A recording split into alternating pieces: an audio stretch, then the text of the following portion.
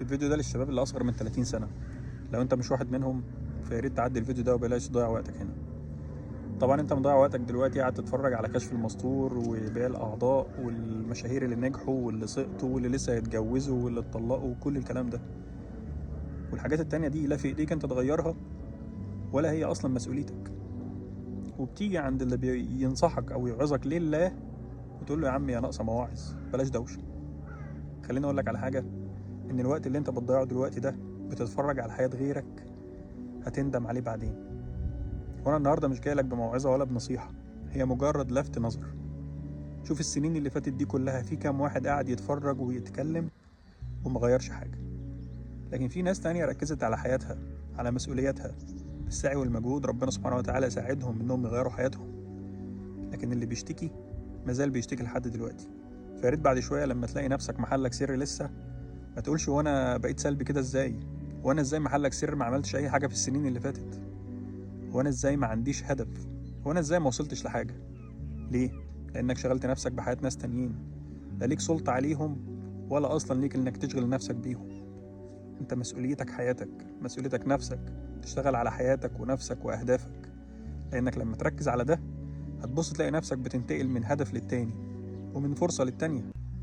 فبلاش تضيع وقتك، لان الوقت ده سلفة هتتحاسب عليها، واللي اهم من الوقت هو اللي بتعمله بيه وفيه. بسأل نفسك دلوقتي انت بتعمل ايه، لان هو ده اللي هيكون بعد 10 سنين او 15 سنة.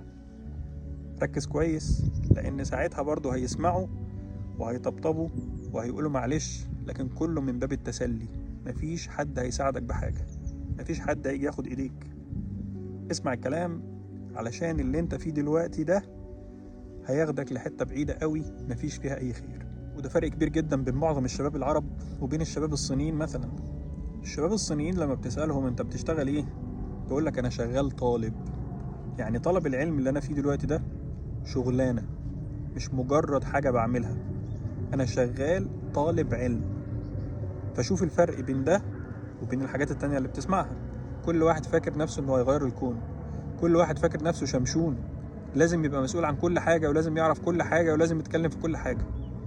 الحاجات دي لما بتتكلم فيها كتير وما بتسمعها كتير بتديك احساس انك انسان مالكش لازمة، لانك مغيرتش اي حاجة مع الوقت.